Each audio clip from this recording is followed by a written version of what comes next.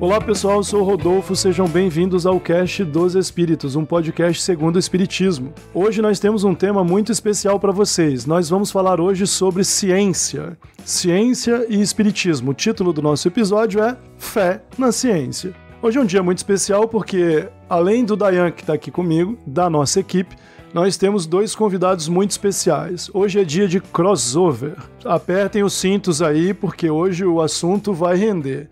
Eu tô aqui com o Saulo e com o Elton, lá do Sorella Cast, pessoal também do Leon Denis Online e da Associação Física e Espiritismo, né, Elton? Então eles vão trabalhar com a gente hoje, um tema bem bacana, a gente estava programando já tinha um tempo, super essencial, especialmente tendo em vista os problemas pelos quais a gente tem passado nos últimos tempos, né? Antes de começar a nossa discussão, não esqueça, dê um pulo lá no Instagram, na nossa página, Robocast dos Espíritos, deixe sua sugestão, comentários, manda uma mensagem no direct. Se quiser fazer perguntas, alguma referência que você notou no episódio e a gente não colocou na descrição, fique absolutamente à vontade. Acompanhe aí, vem com a gente. Gostando do episódio, não deixa de compartilhar, tá bom? Vamos lá então.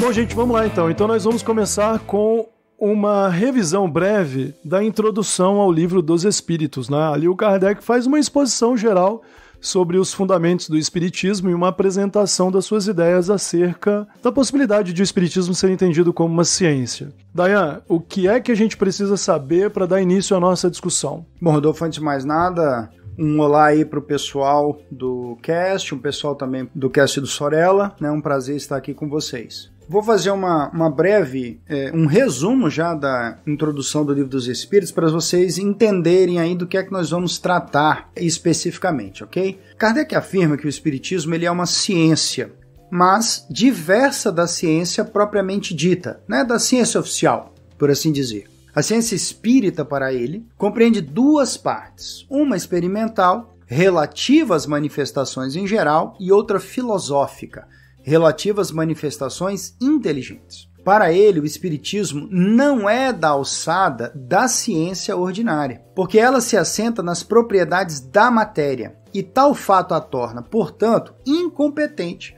para se pronunciar sobre as questões do espírito. Explica ele ainda que os fenômenos espíritas repousam na ação de inteligências dotadas de vontade própria, que existem além da matéria, de modo que para estudar esses novos fenômenos seria necessária uma nova, e mais adequada ciência, e essa nova ciência seria o Espiritismo. A partir desse entendimento, Kardec ele então apresenta os princípios do Espiritismo, como a sobrevivência da alma, a reencarnação, o revestimento dos espíritos, as diferentes classes dos espíritos, a erraticidade, a possibilidade de evocação dos espíritos, a evolução dos espíritos, enfim. Para situar o ouvinte, eu só quero esclarecer o seguinte, que princípios, pessoal, são elementos essenciais de uma ciência. São os seus alicerces, os seus elementos constitutivos, por assim dizer. Eles são a base sobre a qual se constrói uma ciência. Então temos aqui um aspecto extremamente importante rumo ao reconhecimento do Espiritismo como ciência, pois nós temos princípios próprios. Entretanto, caro ouvinte,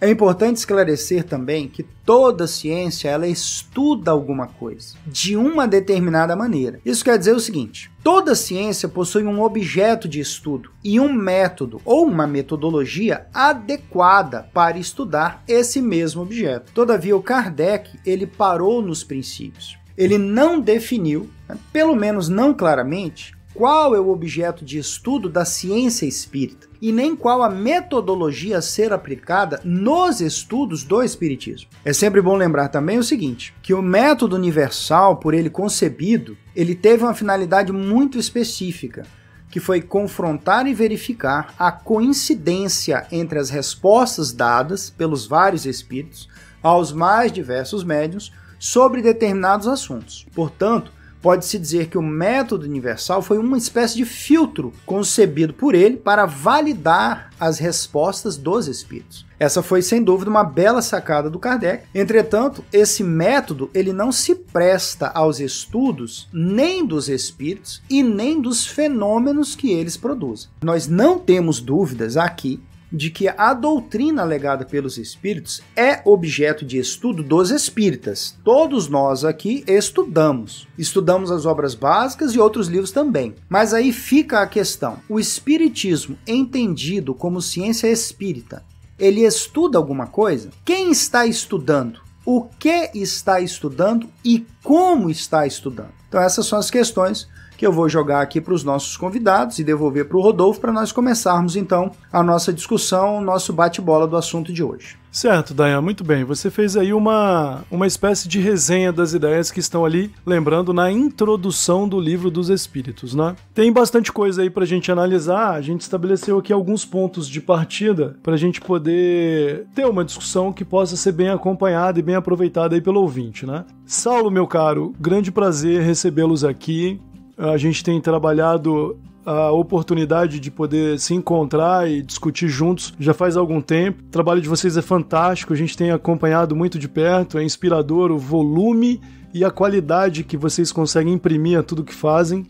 E a gente está muito feliz por dividir esse espaço. Tendo em vista aí as observações, né, que o Dayan fez, descrevendo o início ali da introdução, pelo que está ali, o Kardec propõe duas ciências. Ele propõe uma ciência eminentemente espírita ou ele esboça o início de uma aproximação entre o espiritismo nascente e a ciência tradicional? Você acha que ele espera que a ciência tradicional possa validar os fenômenos e o conhecimento espírita? Como é que você enxerga esse assunto? Muito bem, Rodolfo, Dayan, Elton, meu amigo, é uma alegria da nossa parte também estarmos aqui, apesar de todas as tristezas e durezas da pandemia da Covid-19, conhecê-los e conhecer o Cast dos Espíritos nesses últimos meses foi um presente. Nós temos encontrado por aí alguns pares no sentido das críticas espíritas que ao longo da vida a gente vem fazendo, então obrigado por estar aqui. A gente é aqui do Rio e procuramos nesses projetos que começaram numa casa espírita recém-fundada, a Sociedade Espírita Sorella, dar luz aos clássicos espíritas, e outros projetos vieram depois disso, como o Sorella Cast, como também o perfil e portal Leon Denis Online. As suas duas perguntas parecem ser contraditórias, de maneira que se eu responder sim a uma, eu tenho que responder não a outra, mas eu vou me reservar ao direito de dizer que eu penso que é um pouco das duas coisas, sabe, Rodolfo? Mas eu queria começar dizendo que a doutrina espírita não termina em Allan Kardec, né? Ela tão só começa. E Kardec tem um material muito vasto na mão que ele, em muito pouco tempo, organiza e nos deixa enquanto legado. Infelizmente, no espiritismo brasileiro, a gente dogmatizou Kardec de uma tal forma que desde a capa do livro com a foto dele, né, até o nosso entendimento quase que de fora de Kardec não há salvação, nós botamos um tanto de religiosismo nessa análise e tratamos o espiritismo nem como ciência independente, nem como um conhecimento que precisa ser validado pela ciência oficial. Antropologicamente, a doutrina espírita fica mesmo no campo da religião e fim de papo, né? Inclusive com seus dogmas, com seus rituais, porque nós o transformamos a esse ponto. E parece, concordo muito com o que o Dayan falou no início, que realmente Kardec tem uma visão de que há uma ciência da matéria e uma ciência da alma. Mas ao longo da sua obra, acho eu que ele deixa espaço para que a gente possa começar a caminhar juntos, e já tenho certeza, falando aqui desse lugar do século XXI, de que o fenômeno espírita, as questões psíquicas, essas sim são objeto de algumas ciências que estão postas hoje.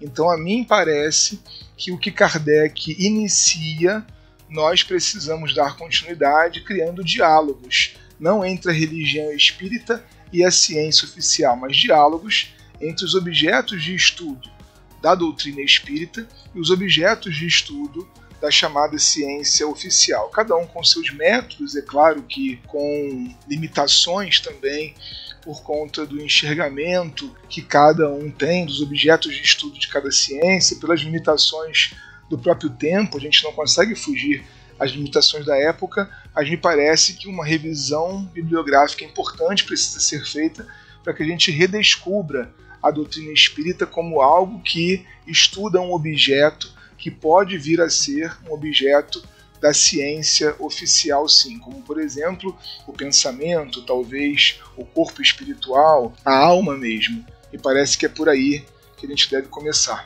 Achei muito legal você ter colocado isso, porque desde que a gente pensa em algo que deveria progredir e não algo que deveria estagnar, é natural que o Kardec tenha feito aquilo que o Dayan explicou, né? Estabelecido princípios, pressupostos, axiomas, mas obviamente com tanto trabalho para fazer, uma pessoa só não faz o trabalho inteiro, né?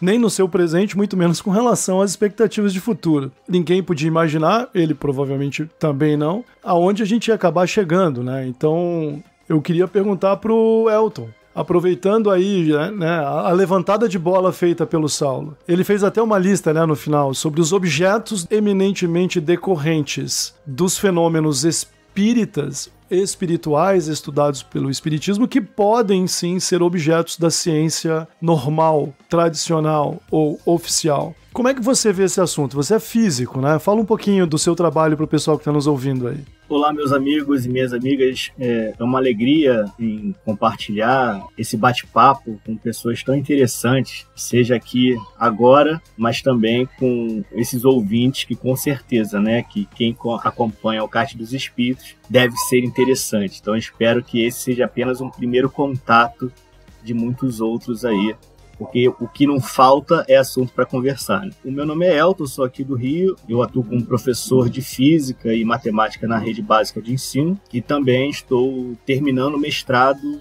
em Física, né? De forma mais específica, eu trabalho com seres vivos que utilizam de alguma forma o campo eletromagnético da Terra como orientador. Magnetotaxia, como é que é? Magnetotaxia que legal. É uma taxia, né, a partir do magnetismo, né, um movimento a partir do magnetismo. Mas, assim, esses seres vivos, eles não utilizam apenas o magnetismo, né, como um indicativo aí, uma rota, uma forma de encontrar alimento ou melhor local para respirar, enfim, né? São várias coisas acontecendo ao mesmo tempo, né? Campo magnético, tem a química do ambiente, enfim, tem a temperatura. Então são várias coisas acontecendo ao mesmo tempo e por isso é muito interessante, né? É claro que eu sou suspeito em falar do assunto, mas eu acho muito interessante. Se deixar ir por aí, né, o episódio não rende, né? Já fala aí que eu já fiquei curioso que isso é ciência de verdade. Não, e se ele começasse a dizer que ele faz pesquisa com bactérias... Bactérias magnéticas. É uma loucura. Qual é a página do Instagram pro pessoal acompanhar lá? Qual é o arroba... Magnetotaxia. Se quiserem conhecer um pouco aí do que a gente faz, vai lá no Instagram, tá? @magnetotaxia. @magnetotaxia, vai estar linkado na descrição do episódio. Mas vamos lá então, vamos, o Dayan tá puxando minha orelha aqui. Vamos voltar então aqui nos objetos de estudo do espiritismo que podem também ser aproveitados ou não pela ciência normal. O que você acha? Olha, Rodolfo, respondendo rápido, tem muito mais assunto que pode ser abordado pela ciência padrão, normal, enfim, do que a gente pode imaginar, sabe? Desde a física, por exemplo, vamos pensar aqui numa sessão mediúnica, né? A gente pode estudar o comportamento físico do ambiente durante um processo mediúnico, seja ele qual for. A gente pode olhar pela ciência biomédica o que acontece com a pressão do médium, o que acontece com a temperatura dele. Ele sua mais, sua menos? Por quê? A gente pode olhar pelas ciências humanas uma casa espírita num bairro. Qual foi a consequência dos trabalhos daquela casa naquela região, né? O processo de uma determinada comunidade, né? O que aconteceu naquela comunidade a partir do início de uma casa espírita. A gente pode olhar pela química, né? Ectoplasma, todo mundo fala de fluido vital, ectoplasma. Será que dá para estudar quimicamente isso? Enfim, a biologia, né? O que significa a evolução dos reinos ali em Kardec, né? Será que tem acordo ou desacordo com o que há de mais moderno na biologia? O que não falta são paralelos possíveis entre o que é abordado, o que é objeto de estudo do espiritismo com as ciências aqui de fora, vamos falar assim. Eu vou puxar agora aquele fio do ouvinte que tá com uma pulga atrás da orelha. Então vamos voltar lá pro início do diálogo estabelecido pelo Dayan, na leitura da introdução. Se a comunidade espírita brasileira majoritária convive com a ideia hoje de que a intervenção dos espíritos no mundo material não é objeto da ciência, ela está equivocada, então. Bom, se ela tem por um dos seus fundamentos a comprovação da existência dos espíritos por meio da interferência deles no mundo material, então esse é um assunto para ciência normal, ciência oficial. É isso ou eu estou enganado? Penso que sim, e talvez, passando disso para uma crítica àquilo que dentro do espiritismo brasileiro, repito, a gente viu acontecer, talvez nós, aqui no Brasil, por conta de questões culturais e por um certo neocatolicismo que a gente vai fazendo aqui e ali, talvez nós tenhamos tornado esses conceitos excessivamente religiosos e prendemos cada um deles dentro de uma teia em que a ciência não enxerga a possibilidade de entrar. Eu quero dar como exemplo aqui 2 grandes pilares da doutrina espírita que foram tratados de maneira muito diferente por Kardec. Por exemplo, a imortalidade da alma, consequência da comunicabilidade com os espíritos. Kardec desenvolveu método, a gente vai falar disso mais tarde, né, para conseguir perceber pela identidade dos espíritos e pela linguagem deles, através do conteúdo das mensagens, que a alma é imortal. Já a reencarnação, conceito que pessoalmente Kardec já tinha resistência e que ao longo de uma série de comunicações ele ouviu de espíritos aparentemente sérios que reencarnação não era bem uma lei, Kardec deixa na conta do dogma.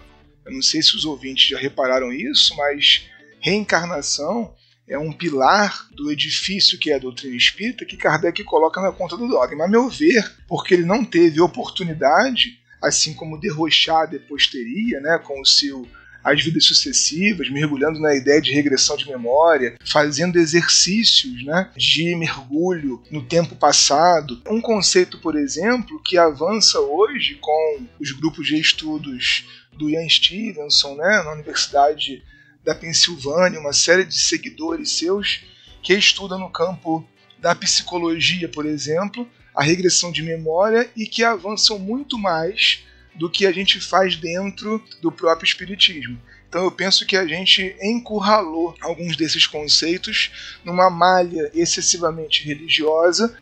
A ciência nos olha para os espíritas, né? Eu estou falando aqui exclusivamente de Brasil, porque não é muita coisa, nós somos 4%, mas estatisticamente a gente só existe aqui, né? Então a ciência nos olha como uma outra religião, cheia dos seus rituais, e talvez nós tenhamos feito um trabalho contrário ao que Kardec imaginava, que foi reter esses conceitos dentro da nossa malha. Mas aquilo que a gente percebe que começa a acontecer fora do meio espírita, em arraiais científicos, deixa entrever a possibilidade de que sejamos nós os enganados e que talvez a gente tenha atrasado o mergulho que a ciência poderia estar dando já nesses conceitos, porque a gente os aprisionou. Parece que essa talvez seja uma autocrítica importante desse momento, recuperar não o espiritismo como ciência somente, mas recuperar o que existe de ciência no espiritismo. E aí eu digo a ciência, como vocês disseram, normal, oficial, né? A ciência predominante. Eu estou usando aqui o ciência normal por causa do Thomas Kuhn, né? Que é um dos maiores aí pensadores da epistemologia do século XX, né? Então eu estou me apropriando do termo dele, mas para o ouvinte, a ciência de todo dia, né? A ciência oficial. Dayan, a gente dividiu o episódio em 3 partes, né? Para a gente dar um encaminhamento e fechar essa primeira parte, eu vou pegar aqui uma frase citada pelo Saulo e depois a gente vai voltar a isso. A nossa terceira parte é falar um pouco mais sobre o status quo, né? Como é que estão as coisas no movimento espírita hoje, como é que é a nossa relação com a ciência no Brasil, esse problema cultural, social do país também. Mas daí, olha só, o espiritismo, o Kardec é claro com relação a isso, afirma reiteradamente, o Kardec, que o espiritismo é uma crença racional. Isso não está só nos principais slogans divulgados pelo movimento espírita, né? Uma crença capaz de encarar a razão face a face, né? Uma fé ilustrada, uma fé instruída, uma fé baseada inclusive em evidências, né? Palavra que ele usa muito na introdução ao Livro dos Espíritos. Quando a gente pensa, contudo, olha só, não temos comprovação científica oficial ainda da existência do espírito fora do corpo, da imortalidade da alma e nem da reencarnação, ok? Vamos pensar assim, não temos. Em que eu me apego para ter certeza de que a minha crença como espírita é racional, embora eu não tenha comprovação científica das minhas alegações? Onde é que está a tal da razão? Porque Saulo e Elton ressaltaram aí as dificuldades que a gente tem num país como o Brasil, né, que acaba transformando esse movimento de ideias numa religião tradicional. Como é que a gente sai disso? Então assim, tudo bem, ainda não temos comprovações nem certezas verificáveis. Tudo bem, está acontecendo. Enquanto não aconteceu, de que eu posso me servir? Você que é instrutor do ESD, né, instrutor de grupos mediúnicos e tal, como é que o aprendiz vai ter certeza de que ele não está tendo uma relação dogmática ou irracional com a crença que ele tem? Olha, ouvinte, eu não sei. Não foi isso que a gente combinou, Dayan. O que eu acho muito interessante, Rodolfo, que o próprio Kardec, na introdução, quando ele vem falando, esses trechos que eu citei inicialmente, basicamente são as palavras dele. Quando ele fala que a ciência, né, ela não se presta para estudar o espiritismo, na sequência ele vem e afirma categoricamente que o espiritismo ele é o resultado de uma convicção pessoal. O que eu extraio daí é que, se você me perguntar por que eu acredito em espíritos e por que eu sou espírita, eu não sei te dizer. Por exemplo, eu entendi, né, depois revisando isso, eu falei, cara, há uma convicção pessoal, mas como foi que eu cheguei nisso? Porque, veja, até onde eu sei, vocês são médiums, né? Eu participo do grupo mediúnico como dialogador, mas eu não tenho essa experiência mediúnica. Então eu não tenho esse intercâmbio direto com o mundo espiritual. Eu estou na crença e na boa vontade de que vocês não estão me enganando, né? Acho que a maioria que não participa está nessa aí. Que ninguém aqui está louco, esquizofrênico. Mais ou menos. Só que quando eu fico pensando o seguinte, o Kardec fala isso com uma convicção tal, fala, olha, ele é fruto de uma convicção pessoal. Só que como o Rodolfo ressaltou, ele trata muito e faz muitas referências o tempo inteiro, as evidências existem. As evidências aparecem, as evidências vão convencer. Isso nós vamos encontrar... Os fenômenos estão aí, exatamente, né? Assim. Nós vamos encontrar no livro dos médiuns também inúmeras passagens. O problema é que ele estava no momento em que, de fato, os fenômenos estavam acontecendo indiscriminadamente em todo lugar. Então, para ele, era mais fácil. Falar, você não precisa da ciência. Vai no teatro da esquina ali, ou vai na casa do amigo seu que está tendo uma reunião lá. As mesas estão girando, pulando, conversando com as pessoas. Isso é um ponto. Nós já não temos mais essas, vamos dizer assim, provas, né, entre aspas, materiais. O que acaba nos levando hoje, inicialmente, a uma fé. Tem gente que tem medo de espírito, vai lá para saber se existe ou não. Tem gente que é curiosa. E no final das contas, me parece que é o estudo, a compreensão daquilo que é colocado, né, nas obras básicas e pelo modo como vai colocado, porque aí realmente tem que tirar o chapéu, porque o Kardec vai fazendo uma construção muito racional, mas se você for olhar, lá não tem a prova dos espíritos, de que os espíritos existem. É uma premissa colocada de quem teve uma experiência. Nós não temos. Isso que vai nos convencendo, né? Ou pelo menos na minha experiência foi isso, e nos grupos o que eu percebo também, as pessoas já vão porque tem boa vontade. Mas na medida em que nós vamos estudando, compreendendo os fenômenos e percebendo que eles explicam muitas coisas que são do cotidiano das pessoas, é que elas vão, portanto, se convencendo e, a meu ver, criando, então, essa convicção pessoal de que o Kardec nos fala. Me parece que essa fé raciocinada, ela vai advir daí, do estudo, da possibilidade de refletir com outras pessoas, analisar as suas experiências ou aquilo que acontece à sua volta e excluir, né, aquilo que são nitidamente fenômenos de ordem física daqueles outros que fogem a essa explicação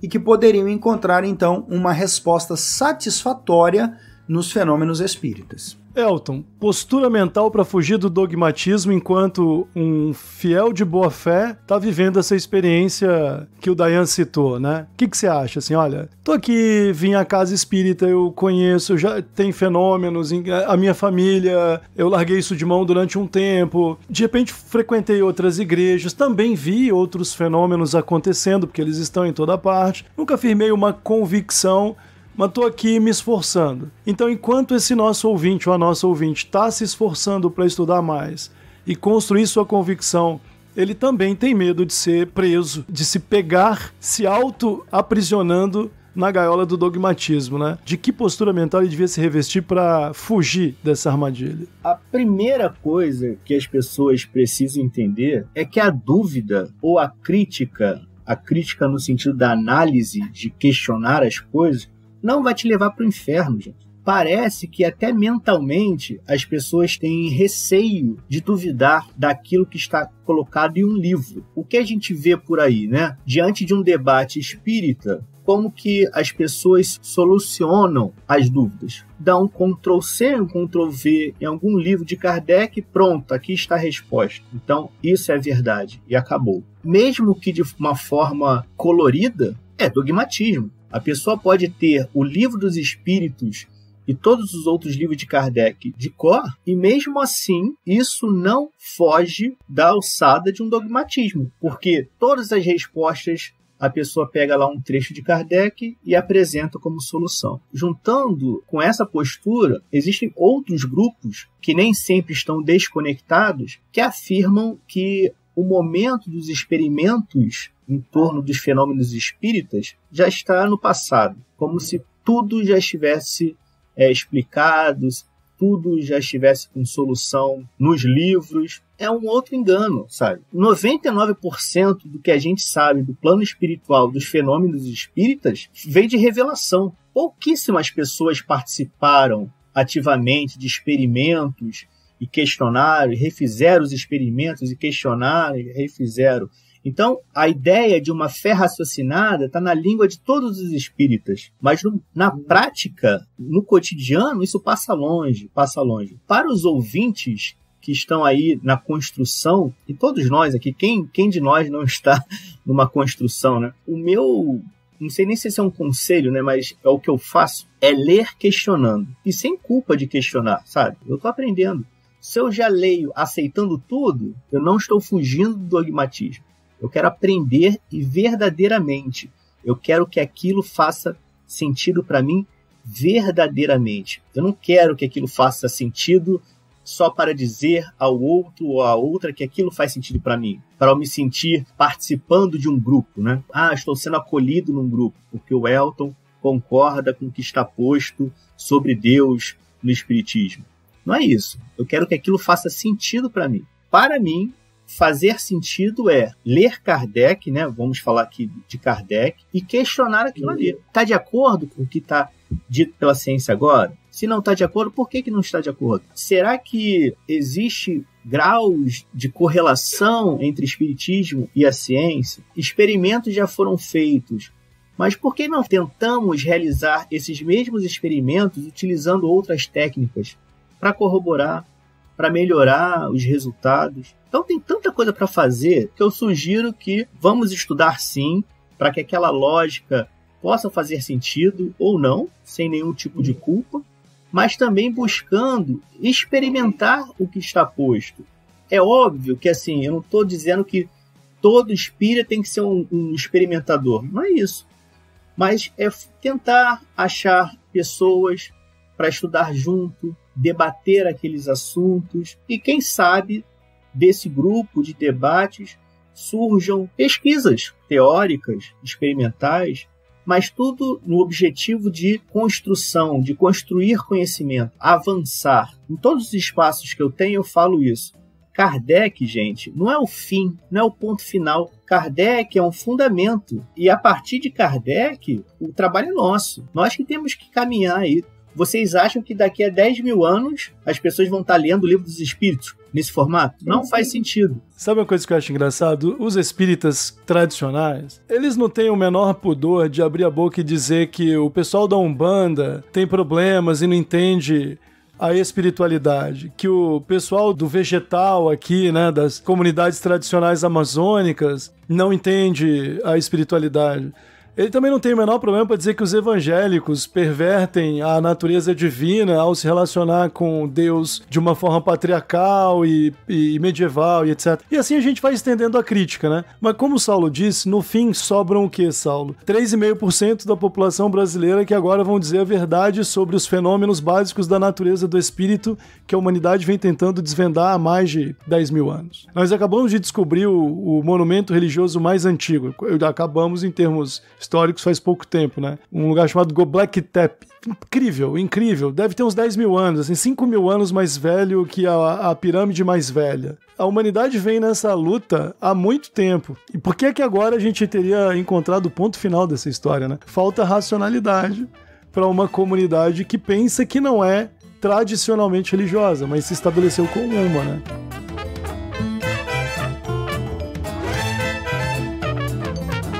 Saulo, eu vou agora jogar para você uma pergunta que vai abrir o nosso segundo bloco, ok? Deixa eu ver se eu consigo estabelecendo alguns marcadores aqui. Ok, então a gente tem ali a introdução do Livro dos Espíritos, o Kardec estabelece alguns pressupostos, né? Parece dar a entender que o Espiritismo, embora possa oferecer provas, evidências verificáveis, né, das manifestações espirituais, embora ele pareça ter indicado o caminho de duas ciências, ou seja, uma ciência espírita versus uma ciência tradicional, ao longo do tempo vai ficando cada vez mais claro que o objetivo não é esse. O objetivo é, bom, o conhecimento é um só. Se existe uma verdade aí, né, a gente vai acabar tendo que chegar nela por vários caminhos, mas ela vai estar lá. O espírito existe, de fato? Então a ciência acabaria comprovando pelo menos parte disso. Respeito à ciência está aí, a gente tem que lidar com ela. A pergunta aqui que abre o nosso segundo bloco de conversa é a seguinte. Tá bom, como é que andam as coisas aí para vocês que estudam, por exemplo, a mediunidade? Então, como é que está a metodologia científica dos tempos atuais para estudar a mediunidade? Vocês têm grupo de pesquisa com mediunidade. Eu me lembro de morar em Campinas e ouvir essas conversas no interior de São Paulo, né? O pessoal que faz pesquisa com mediunidade, que cria grupo para fazer levantamento de informações, todo mundo fica doido. Esse pessoal se perde, os obsessores vão lá, porque eles se acham muito espertos, daí eles acabam sendo manipulados e etc. E depois ficam tudo ateu, vira ateu. Os ateus estivessem destruindo o mundo, né? Os ateus estão acabando com o mundo, né? Até parece. Mas enfim, como é que tá aí? Como é que vocês veem essa relação da metodologia científica com a mediunidade, as iniciativas sobre pesquisa hoje? Você me fez lembrar até uma coisa que eu ouvi parecida com isso, né? Ao sair de uma determinada localidade institucional espírita, alguém disse, você vai voltar, só que vai ser na mesa desobsessiva. Mas isso é um clássico, você não pode se apropriar dessa. Quem não ouviu ainda não tem certificado. Tá bem-vindo, você vai voltar. É bom saber que isso vai do Chuí ao Epoque e todos já ouviram em algum momento. Mas eu penso, Rodolfo, que nesse primeiro bloco a gente conseguiu conversar um pouco sobre como então que a ciência poderia vir a enxergar, né, as manifestações espíritas e estudá-las. Com essa sua pergunta, eu sou obrigado a fazer uma outra autocrítica. Eu gosto sempre de falar autocrítica porque nós somos, né, esse movimento espírita que a gente está analisando e, enfim, tentando reconstruir, que é como a gente encara a própria mediúnica. Vocês acabaram de fazer aí há poucos episódios um podcast sobre isso, e a gente tem quase que na totalidade dos centros espíritas brasileiros a reunião mediúnica como sinônimo do atendimento fraterno espiritual, né, vulgarmente chamada desobsessão. Não existe, estatisticamente, pior ainda, reunião mediúnica de outra natureza que não essa. E não há nenhum problema nesse tipo de reunião, ao contrário, me parece que ela cumpre até um serviço, presta um serviço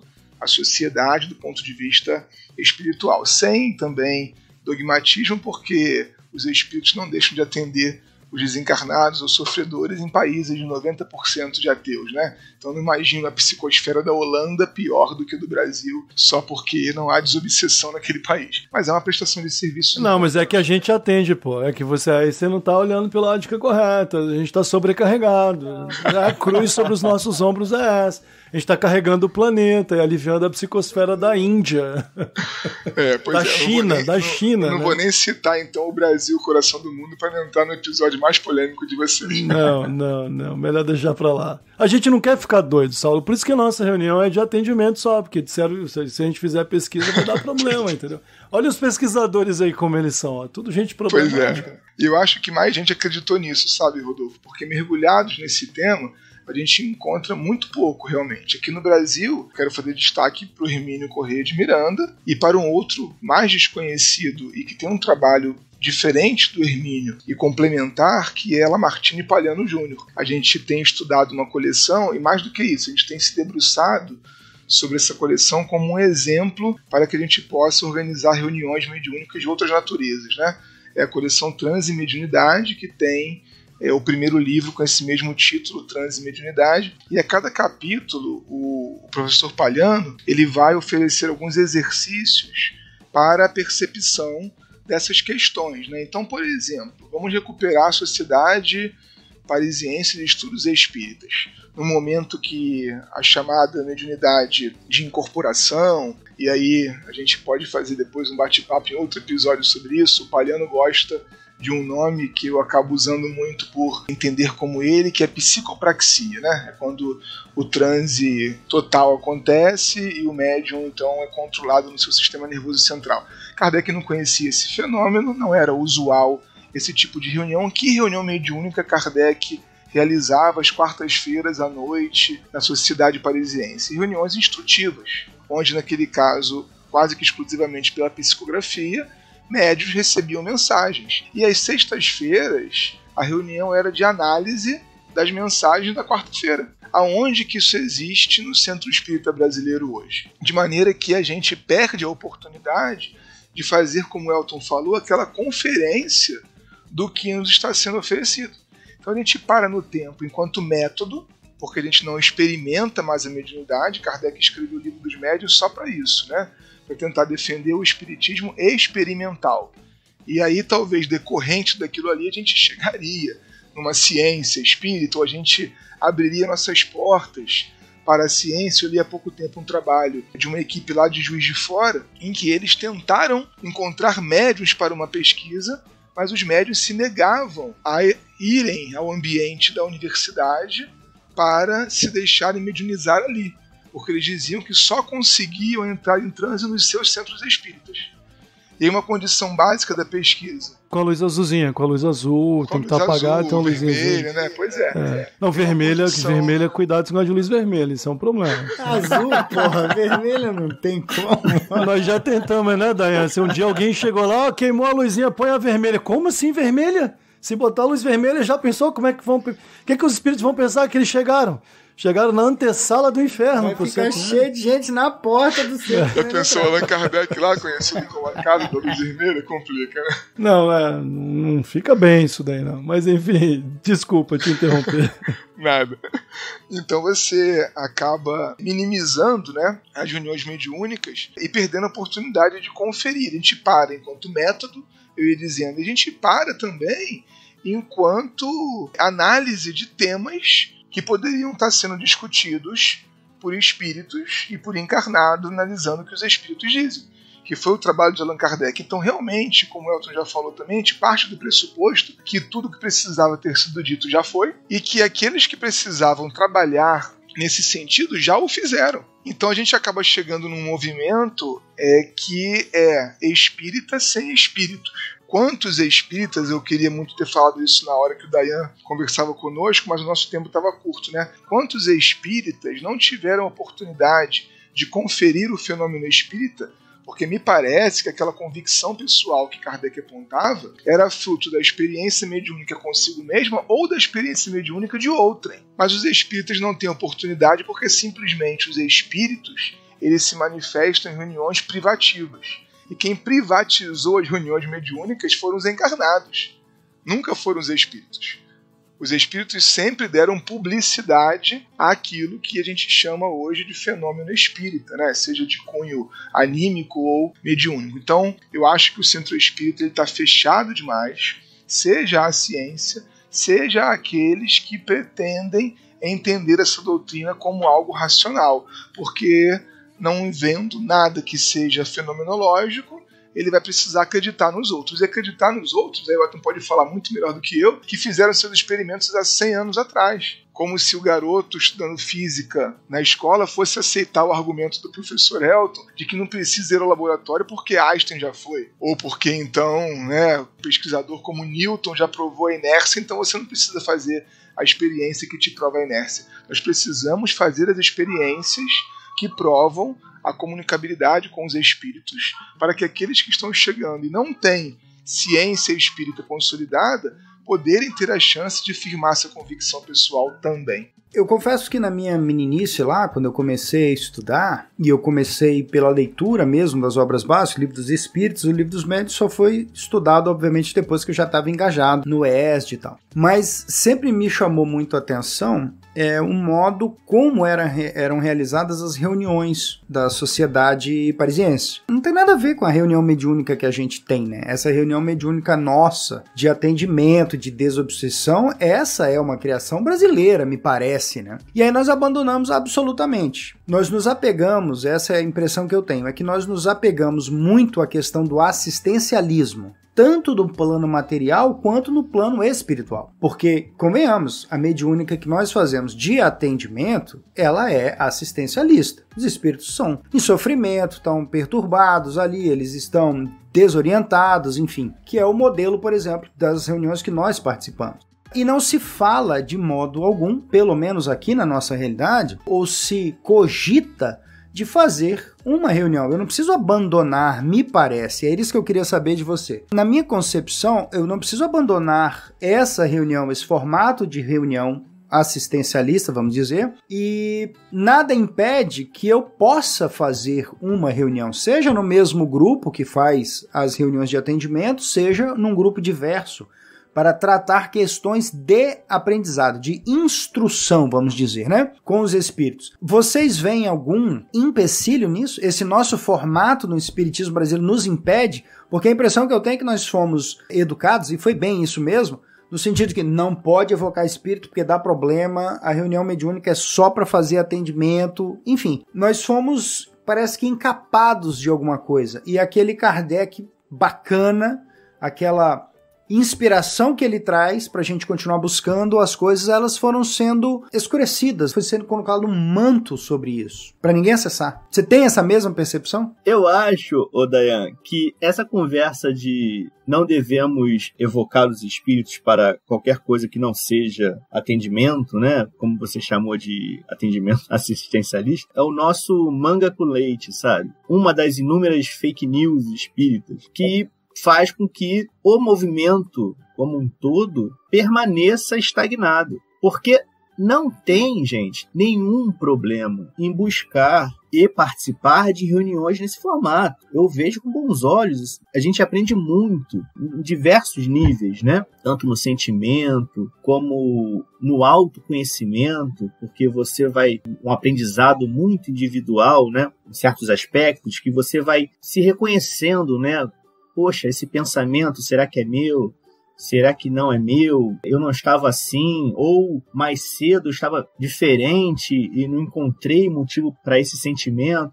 E depois você vai na atividade e você encontra uma realidade que explica mais ou menos, ou de uma forma mais patente, aquilo que você estava sentindo antes. Então tem diversos aprendizados. Mas quando você conclui que precisa de uma outra reunião com outro formato, por exemplo, buscando experimentar os médiuns, você só tem ganhos. Se você tiver um grupo coeso, e isso a gente vem tratando também, o Saulo vem explanando isso em outros locais, né, de trabalhos paralelos. Se você tiver um grupo coeso, baseado numa amizade, baseado num sentimento de crescimento coletivo, você participar de grupos, né, no formato experimental, buscando um aprendizado coletivo, poxa, o trabalho de desobsessão também vai ganhar, porque os médiuns vão crescer, vão amadurecer, vão conseguir distinguir melhor com o tempo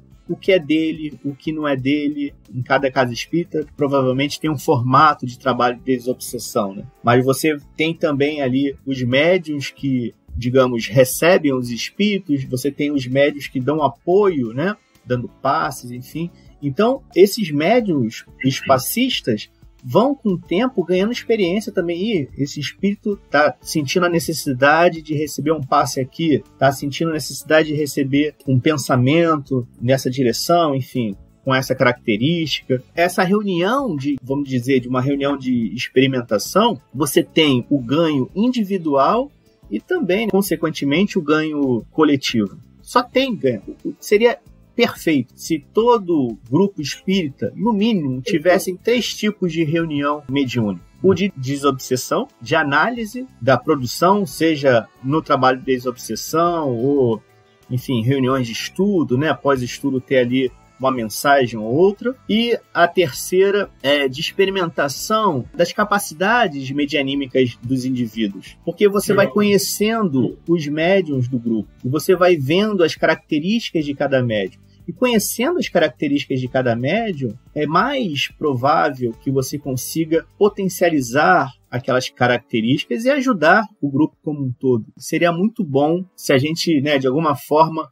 conseguisse espalhar essa semente aí nos grupos familiares, institucionais, enfim. E não precisa ter medo, né, Elton? Assim, acho que quando você tem medo da ciência, quando você tem medo do método científico, é um indicativo de que alguma coisa está muito errada, né? Precisa sacralizar a ciência, não é disso que a gente está falando, né? Mas é evidente que se você não quer virar refém da tua própria ignorância, a capacidade de pensar, refletir e produzir conhecimento racional, ela tem que ser retroalimentada constantemente, né? Então, por exemplo, numa prática mediúnica, você tem o período de educação e desenvolvimento da mediunidade, né? Os grupos vão chamar isso de formas diferentes. Aquele período inicial de treinamento. Tudo bem, nesse momento você tem ali a avaliação das capacidades, né? E das habilidades de um de outro. Mas o que a gente vê é que nesse momento, que geralmente é muito curto diante da experiência de vida desses médiuns, o indivíduo já se apega ao que parece ser para ele mais confortável ou foi definido por outra pessoa e ele vai passar 40 anos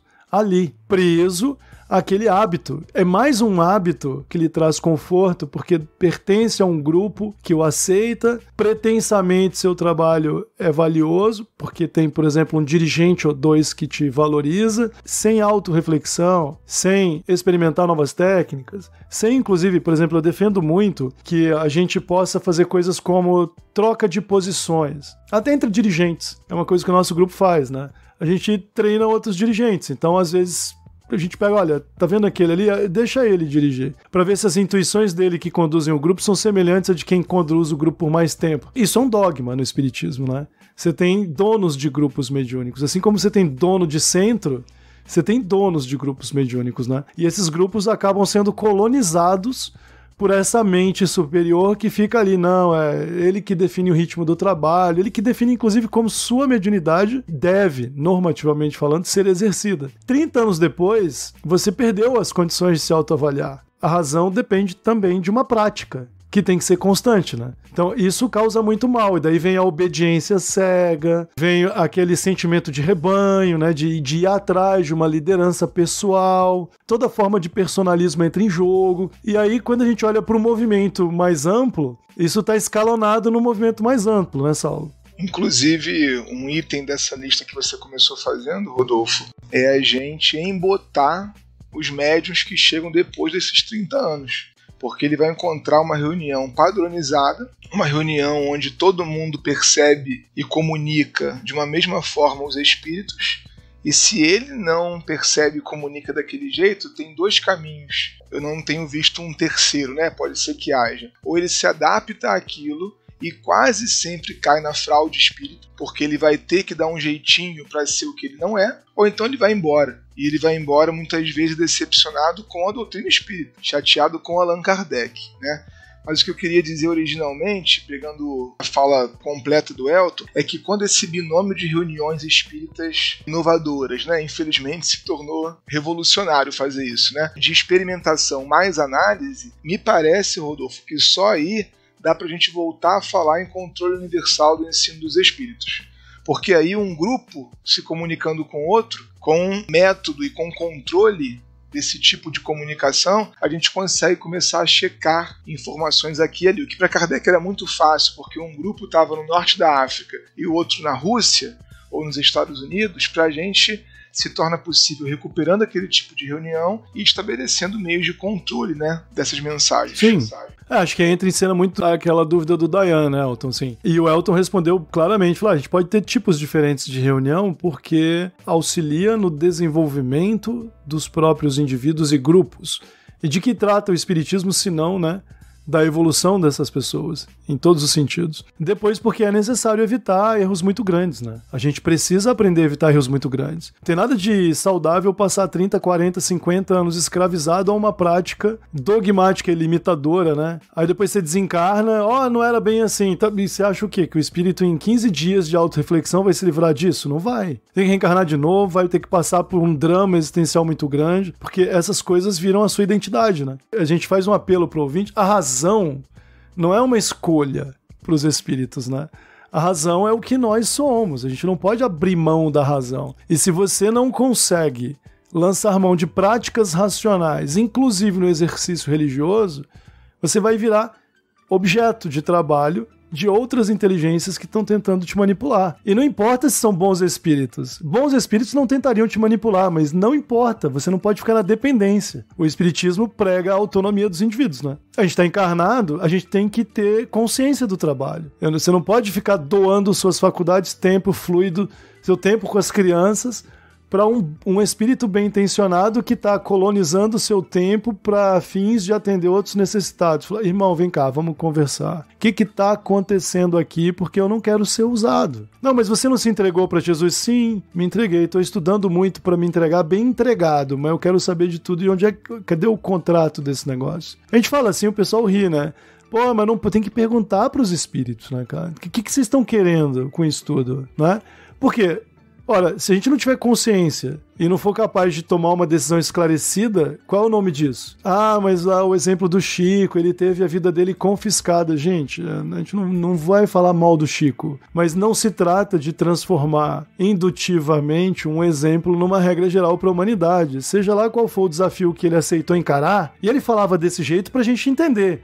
Mas é óbvio que ele deve ter passado por dramas muito profundos, até decidir se entregar a esse trabalho. Eu não quero. Pode ser que a Dona Maria aqui do lado também não queira. O seu Joaquim ali, ele é curioso mesmo, ele quer servir de bom grado, mas ele quer entender um pouco mais do que está acontecendo, né? Isso tem sido capturado no espiritismo. E a gente não consegue produzir conhecimento. Acho que esse é o ponto que vai nos levar para a última parte, né, Elton? A gente não consegue produzir um conhecimento que uma pessoa que venha de fora ouça a gente falar, ela fala assim, vocês só são religiosos tradicionais de uma seita qualquer, vocês não perguntam nada, não são capazes de explicar as coisas, não fazem autorreflexão, vocês são iguaizinhos todo mundo que tem por aí. E o espírita se achando, né, a última bolacha do pacote no mundo da razão, né, Elton? Você falou algo que eu gostaria de ter dito antes, né? Você foi mais rápido. Existe um medo meio que subconsciente da gente questionar as coisas, de por que é isso? Por que funciona dessa forma? Funciona dessa forma mesmo? A gente não questiona. Vou fazer uma homenagem ao ausente Valdir. É religião, cara. Infelizmente, a tradição religiosa, infelizmente, na enorme maioria como fenômeno histórico-sociológico, ela faz isso com as pessoas. Ela gera obediência e disciplina. Ela não faz as pessoas se tornarem mais questionadoras e emancipa as pessoas pelo questionamento. Vocês já repararam como o medo é comum no espiritismo de uma forma que a gente costuma atribuir a outras religiões? Tô te ouvindo você fazer essa pergunta, né? Vocês já se depararam com muita gente assim, né? Tipo, gente com medo mesmo da autoridade dos espíritos no centro, ou dos donos do centro, ou do movimento em volta de vocês. Tem sido muito mais comum encontrar medo como regra de obediência no movimento espírita? Eu acho que essa é uma das respostas sobre por que as pessoas não se questionam ou não questionam a autoridade. É Foucault na veia, né? Não, citar o Foucault não pode, daqui a pouco isso aqui vira pós-comunismo anárquico.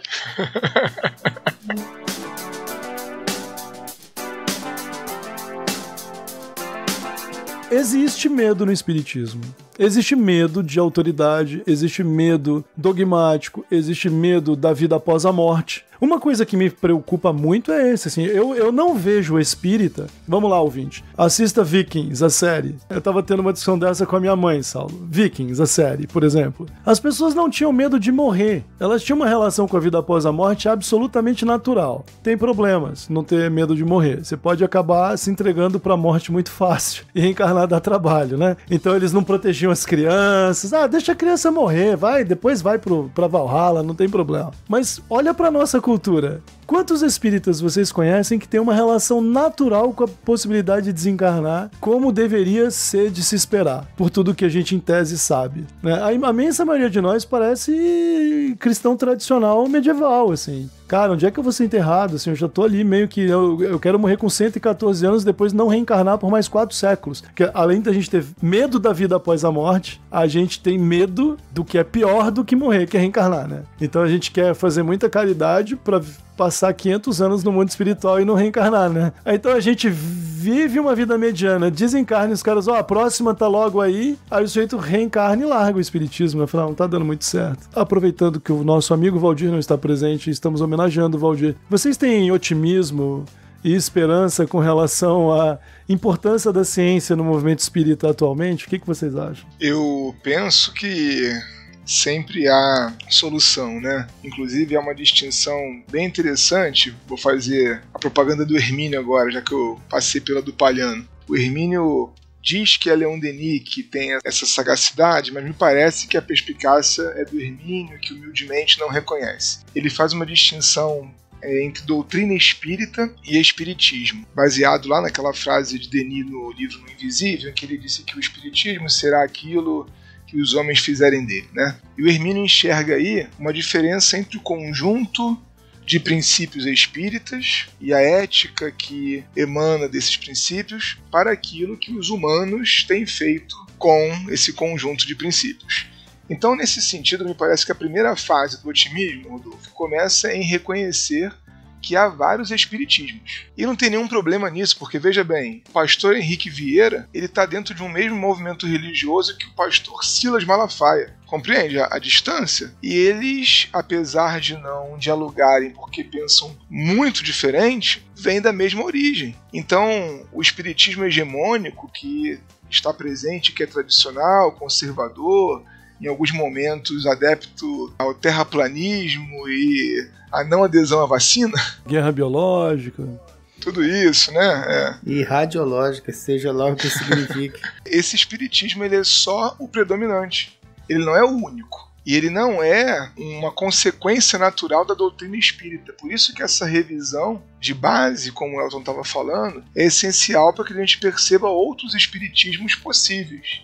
Me parece que nos próximos anos, aí aqui vai um pouco de profecia, vamos ver se eu vou acertar ou não, a gente vai ver um movimento espírita do palco, das grandes multidões, se esvaziar. Primeiro porque a pandemia veio, né, Rodolfo, Dayana? Não sei se para vocês piorou alguma coisa aí, mas a gente não ficou maluco porque não está indo na reunião mediúnica. Ou pelo menos não ficou mais louco, né? A gente não está estudando menos. Ao contrário, a gente ganhou... Não sei se eu posso dizer, ganhamos um tempo, né? Chega a ser quase uma loucura dizer isso, porque a gente inventou um monte de projeto. Mas nós recriamos a nossa relação com o tempo de maneira que a gente pôde voltar a ler certas coisas, a procurar pares, porque a gente estava naquela bolha ali do nosso grupo, entendendo que era o único espiritismo possível. E a gente está aqui, por exemplo, agora, né, fazendo um outro espiritismo.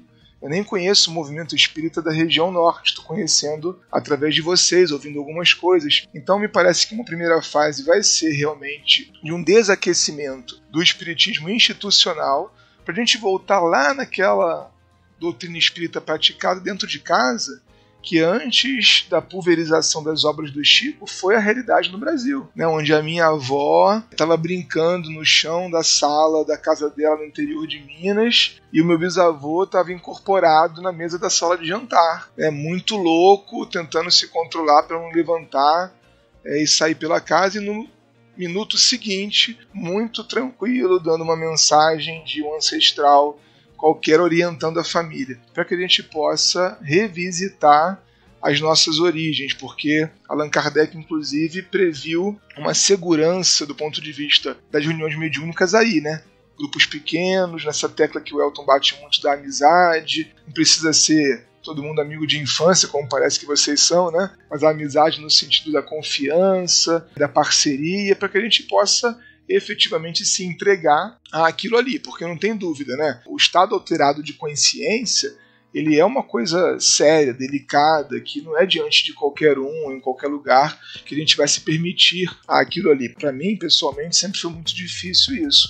Então, num grupo coeso, tudo fica muito mais fácil. Me parece que a segunda fase, então, é a busca pelo grupo coeso, né? A primeira, um desinchar dos centros espíritas, a busca por um grupo coeso, para a gente poder, talvez, até reconstruir um outro espiritismo possível. Legal.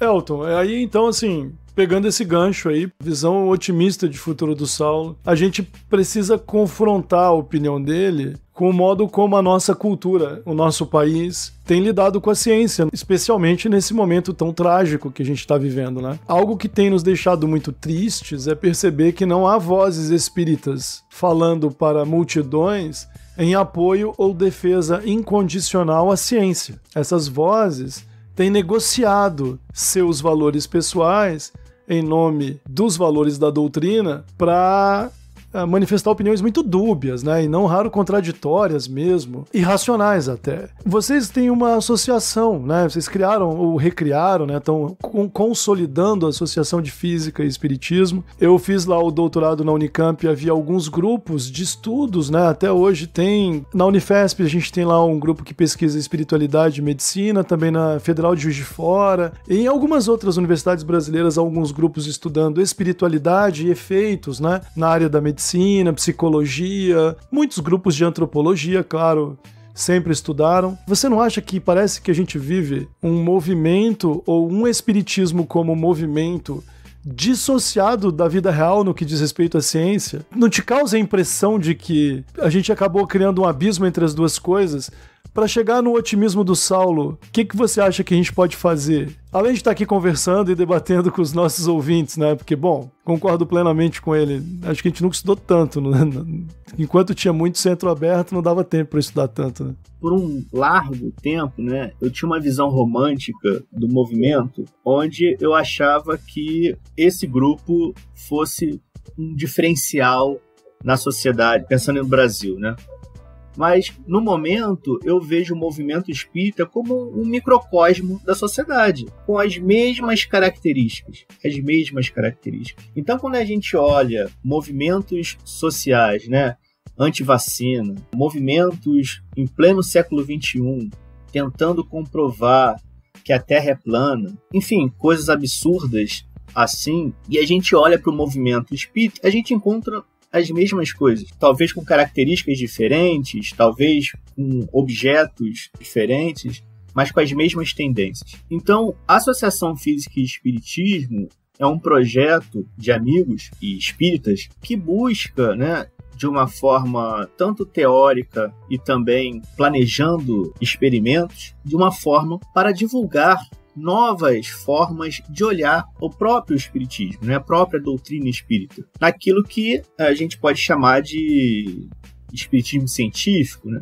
E aqui eu boto espiritismo científico entre aspas, né? Porque também a gente já não enxerga, né, o espiritismo como algo estanque, né? Como se tivéssemos um espiritismo científico, um religioso e um filosófico, né? É uma coisa só, né? Então, a associação, que a gente chama de AFRIO, tem como objetivo, né, talvez principal, em resgatar aquilo que já foi feito lá no século XIX por grandes nomes, né, como Delany, Crookes, como Flammarion, diversos pesquisadores que tentaram, né, avançar utilizando o que Kardec cunhou ali como fundamento, né, avançar a partir daquilo. Esse otimismo, ele também está em mim, sabe? Me parece que a gente está num momento de declínio, de racha. Crise. Voltando ao Thomas Kuhn, né? Assim, estamos num momento de crise. Vem aí a revolução. Todo momento de crise é um momento que, pelo menos em germe, em potência, permite, né, novos ares, né? Então, me parece que com essa meio que obrigação, né, de planejarmos novas formas de fazer espiritismo, a gente vai sair desse momento aí, talvez pensando, né, será que podemos realmente fazer diferente? Como que a gente vai fazer, né? Porque o que eu encontro por aí pela internet de gente cansada da forma que é feito o espiritismo, em diversos níveis, a gente já não aguenta tanta obscuridade dentro do movimento, a gente já não aguenta tanto preconceito, tanta visão pequena. Existem associações, eu não quero falar aqui no caixa, que não fizeram um comentário sobre Covid, sobre vacinação, mas no momento assim de pico de mortes do Brasil, e aí eu estou falando isso por conta da completa desconexão entre movimento e sociedade, no momento da crise da pandemia e tal, ficaram julgando pessoas, sabe? Esses projetos poderiam ser muito melhores aproveitados se tivessem realmente voltados à sociedade. Então, assim, o otimismo vem. E esse otimismo vem por quê? Porque eu acredito que existem espíritas lutando para que o movimento não se preocupe somente com o que vem após a morte, mas com a construção de uma sociedade mais justa. Porque se a gente está reencarnado aqui, é para trabalhar a sociedade. Discutir sexo dos anjos, sabe? Não é o propósito principal. É melhorar a sociedade, porque melhorando a sociedade a gente está melhorando junto, e é esse movimento aí que vem a regeneração, sabe? A regeneração não é uma mágica, não é uma coisa espiritual. Chegou a regeneração. Esse é a gente, é luta nossa. Então, enquanto o movimento espírita não se preocupar com agora, porque ainda tem uma certa ojeriza com a matéria, né, com a carne, né? Sim. Aí o otimismo vem mostrar que, não, olha só, a gente está numa crise, e a partir disso, novas coisas e coisas interessantes vão acontecer. Legal. Fico muito feliz, né, Dayan? Dayan, você é otimista também, Dayan? Aliás, você é otimista com a ciência, com a metodologia científica, os slides estão prontos, o Dayan vai defender o mestrado dele amanhã, então esse papo sobre ciência precedeu a defesa do Dayan, né? Vamos homenageá-lo. Amanhã. Vai que amanhã não dá muito certo, o título não vem, mas enfim. Deus me livre. O que o Dayan tá fazendo aqui, meu Deus? É amanhã. É porque o orientador dele tá aqui também. Por que você acha que ele tá aqui quietinho, obediente? Pré-requisito, né? Pré-requisito. Você acha o quê? Que ele ia dizer não vou? Eu falei, olha, vai ser na noite anterior à sua defesa. Se você não for, eu posso, de repente, ficar mal-humorado, assim, sem querer. A banca já começou. A banca já começou. É ruim. Dayan, como é que é a nossa expectativa de uma boa ciência chega ao nosso cotidiano? Por que caminhos a gente precisa ficar otimista? Olha, eu vou dizer uma coisa pra vocês. Eu sou uma pessoa interiorana, né? Da roça. Quem te ouve? E eu já fiquei super otimista só porque no grupo mediúnico que eu coordeno, na verdade, grupo de estudo, ele ainda não virou um grupo mediúnico que a pandemia não deixou. Então nós ainda estamos nos estudos. Só porque eu perguntei deles assim, gente, quando isso aqui for possível, a gente sentar numa mesa, vocês começarem a treinar a mediunidade de vocês. Se a gente, de repente, separar 2 dias para trabalhar, faz um dia no centro de atendimento, ou tirar uma semana do mês para fazer uma reunião de instrução, para a gente preparar um projetinho bacana, levantar os questionamentos sobre temas importantes aqui para nós e tal. Vocês gostariam de ter essa experiência? Mas para fazer igual Kardec... mais ou menos. Ai, meu Deus, vamos fazer e tal. Então, só o fato de ter encontrado, assim, pessoas dispostas, porque eu acho que isso é empolgante, e que estão começando. Eles nunca deram uma comunicação, mas elas entendem como funcionava, o que eles faziam, a importância desse tipo de reunião que Kardec levava a efeito. E poder participar, quer dizer, me parece que as pessoas elas não querem só fazer esse modelo que está aí, porque o outro modelo que já não se faz mais, ou talvez nunca nem tenha sido feito no Brasil, eu não posso afirmar, não fiz a pesquisa histórica disso, mas que de fato eu nunca vi para as nossas bandas, isso atrai as pessoas, isso não afasta as pessoas. Então eu sou um otimista, por quê? Porque há sim possibilidade de se plantar essa semente e ela germinar com força. É bom, se a gente não tomar alguma atitude, nada vai acontecer também, né? Esta enorme tragédia global que é intensificada no Brasil pelo modo como vem sendo conduzida, né? Bem ou mal nos deu uma oportunidade de autorreflexão que só períodos de crises muito graves produzem, né?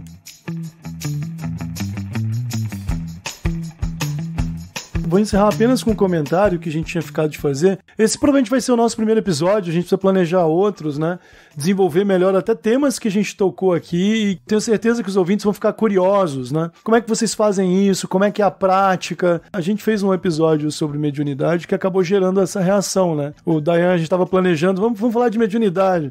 Vamos falar de mediunidade começando com o dia de ir para o centro, né? O que acontece com a gente, como a gente chega no centro, como é que é o trabalho, porque as pessoas têm muita dúvida sobre o cotidiano e também sobre um cotidiano que pode ser distinto. O que eu gostaria de encerrar dizendo é o seguinte, pelo menos da minha parte, nossa querida ouvinte, nosso caro ouvinte, a gente não espera que a ciência assuma, não só no espiritismo, mas nas nossas vidas, o papel de guia e condutor de todas as nossas ações, escolhas e etc.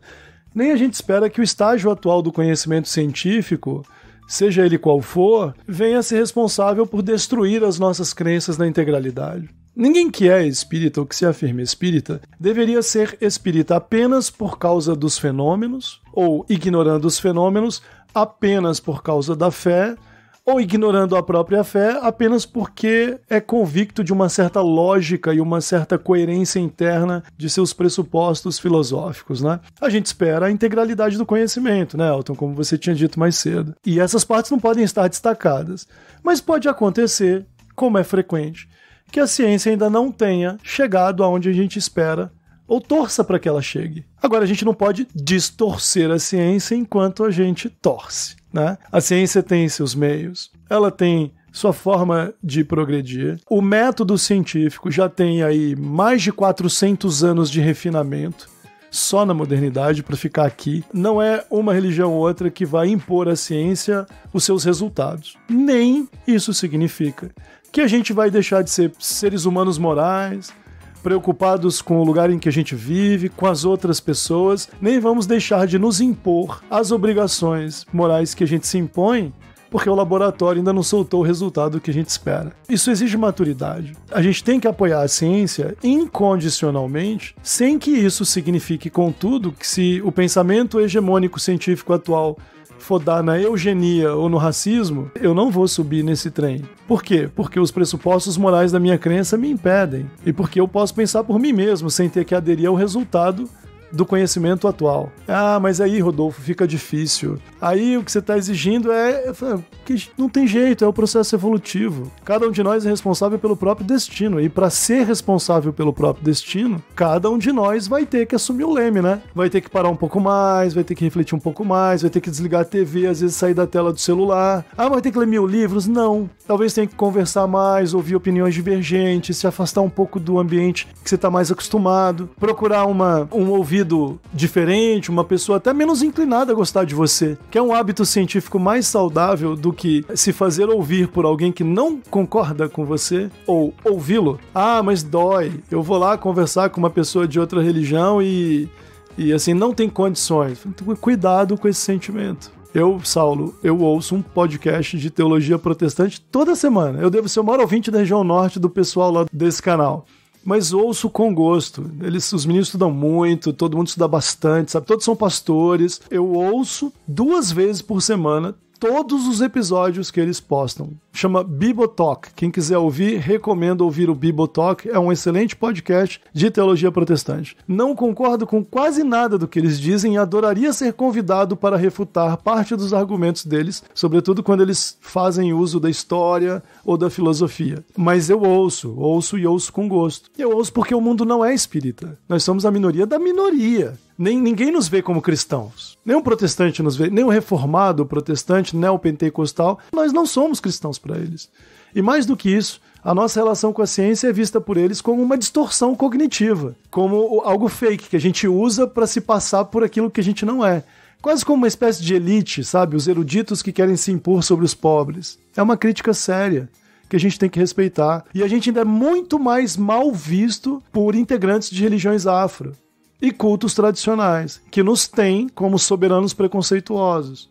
Gente do dinheiro, que lê muito, que estuda muito, mas que não entende a realidade dessas pessoas nem de suas tradições. Quando a gente fala de lidar com a ciência, a gente está falando mais de uma postura moral perante o mundo do que de um aprendizado técnico, que também é fundamental. Então a gente espera ter oportunidades maiores, melhores, em maior número, com mais gente, para poder fazer esse debate avançar no meio espírita, que hoje está na UTI. Hoje não há debate espírita, na verdade, né? Hoje o que há é uma divulgação personalística de dogmatismos individuais ou de pequenos grupos, escalando seguidores, aproveitando a onda da internet, e quando não, para ganhar dinheiro e sabe-se lá o que mais, né?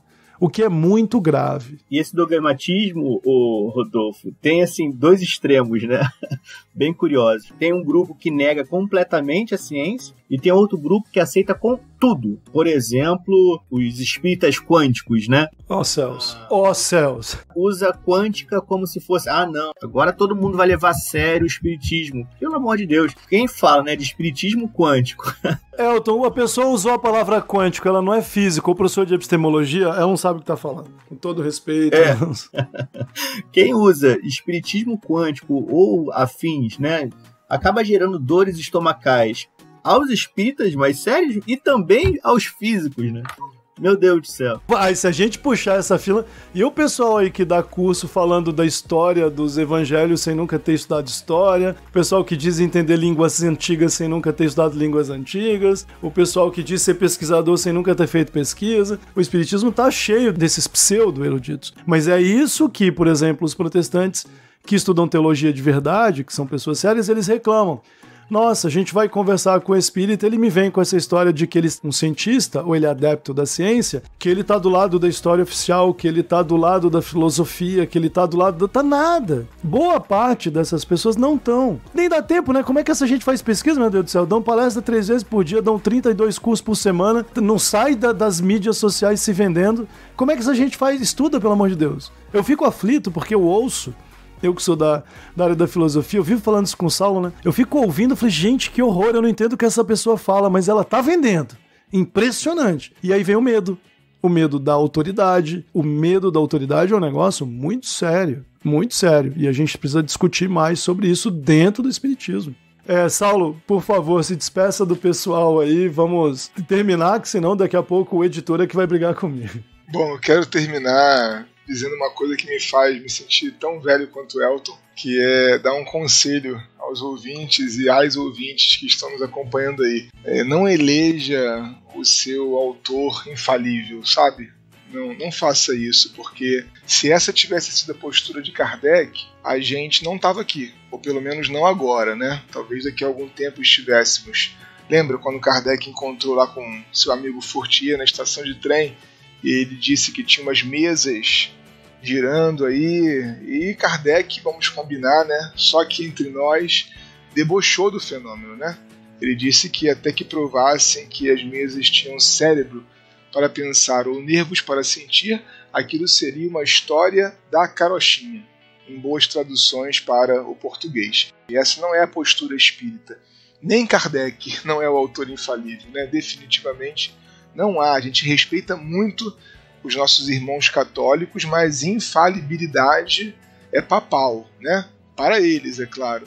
Se a gente escolher um expositor, um autor, um médium, que seja o cara, que seja a moça, que tudo que disser a gente confia, a gente já abandonou nesse momento o método de fazer conhecimento espírita. Então que a gente possa ouvir tudo, mas com criticidade, porque se não for assim, a gente com certeza não vai estar aproveitando nem a oportunidade da audição. Não vou ficar me alongando nisso, a gente com certeza vai ter outras oportunidades, mas essa é uma dica que a gente está seguindo recentemente só, porque no nosso grupo a maior parte de nós é espírita desde pequeno, então vivemos aí, né, nesse espiritismo hegemônico do qual a gente tratava, e sem criticar. Vamos abrir os olhos para fazer a crítica, e a crítica não é a pessoas, né? A crítica é às ideias. Eu quero aproveitar a oportunidade do público aí do Cast dos Espíritos para divulgar um projeto que a gente está lançando recentemente, que é o Leon Denis Online. Há um portal, né? O www.leondenisonline.com, e um perfil no Instagram, um canal no YouTube, para tentar auxiliar alguma coisa na recuperação do espiritismo clássico, né? Da base da doutrina espírita, que infelizmente nem publicada é mais. A gente está falando de autores que não são comercialmente viáveis no século XXI, mas que são essenciais para a gente entender, no Brasil e fora dele, porque a gente, infelizmente, enquanto país espírita, a gente domina, né, o espiritismo de outros países, impossibilitando que algumas pessoas conheçam livros como de Kardec, Denis, Bozano, Delane, enfim, Desrochers, mas eles conhecem um livro mais novo, do médium mais famoso, que é publicado em português, inglês, espanhol e francês ao mesmo tempo. Isso é muito sério, muito grave e perigoso. Obrigado, Rodolfo, obrigado, Dayan, Jussara e Valdir também, que não estão presentes, mas obrigado por ceder o espaço de vocês. Imagina, meu caro, o prazer é todo nosso. Elton, seu tchau pro pessoal. Meus amigos e minhas amigas, muito obrigado pelo convite, viu? Fiquei muito feliz com a nossa conversa de hoje. É uma alegria falar sobre ciência, falar sobre espiritismo, dar risada com amigos. E aos ouvintes, gostaria de convidá-los a conhecer o projeto da Associação Física e Espiritismo. Então lá a gente pode conversar sobre ciência, sobre espiritismo. Eu não sei muita coisa não, mas conversar eu gosto, então a gente vai conversando lá, trocando algumas ideias, e se vocês ficarem com alguma dúvida sobre algum ponto que a gente conversou aqui, perturba o Rodolfo aí, que ele gosta também de falar bastante. Espero que esse tenha sido só o nosso primeiro contato e que outras conversas aí possam ser realizadas, tá? Um abração a todos e a todas. Dayan, o nosso querido amigo do interior, é um homem simples do interior. Vai pegar o canudo amanhã, Dayan. Despeça-se do pessoal. Antes de mais nada, eu quero só agradecer aqui a presença do Elton e do Saulo aqui na nossa casa, né? Eles vieram conhecer a nossa sala de gravação, que é virtual, obviamente. Mas foi um imenso prazer estar aqui com vocês, então eu mando um grande abraço aí para os nossos ouvintes do Cast dos Espíritos e também para os ouvintes do Sorella Cast. Então um grande abraço a todos aí, até uma próxima oportunidade. Muito bem, gente, acho que nós temos aí talvez o nosso maior áudio até agora, mas muito justificado, foi fantástico. Acho que na verdade a gente inaugurou aqui um relacionamento que eu espero que seja duradouro, né? Então o pessoal que estiver nos ouvindo e tiver participação em grupos, tem interesse, né, em debater com a gente, há mais grupos espalhados por aí, né? Tem muita gente começando agora a colocar o trabalho para publicar e a circular, não só em áudios de podcast, mas no YouTube e por outros meios. Manda uma mensagem pra gente no direct do Instagram, tanto do Cast dos Espíritos quanto do Sorella Cast, e também lá do portal Leon Denis Online. A gente vai deixar os endereços na descrição do episódio, assim como uma série de referências de que a gente se utilizou para poder pautar o debate. Bastante coisa até ficou de fora, né? Mas eu acho que isso não deixa de ter seu lado positivo. A gente está vendo que talvez a gente tenha passado tempo demais presos às grades das nossas próprias gaiolas, né? E agora é hora de abrir essas portas ou derrubar essas grades e seguir em frente. Muito obrigado, viu, Saulo? Muito obrigado, Elton. Abraço para todo mundo lá dos projetos e eu espero que a gente esteja junto aí em breve, tá bom? Todo mundo que gostou, compartilha o episódio. Esse áudio vai publicado pelos 2 canais e é muito bom contar com a participação de todos vocês. Até a próxima.